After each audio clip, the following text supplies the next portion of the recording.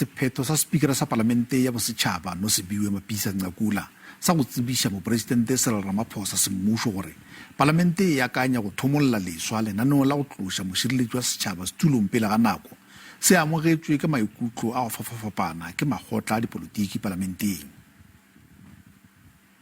It's deeply concerning because, of course, some of these things and some of these legal fees are being paid for by the taxpayer.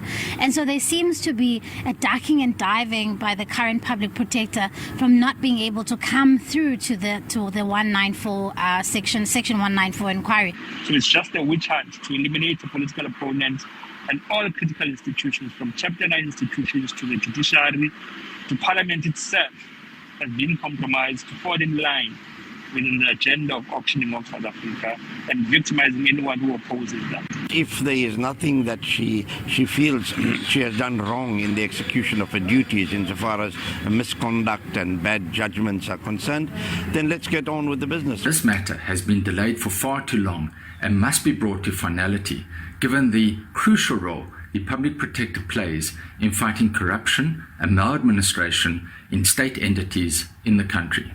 Why this haste?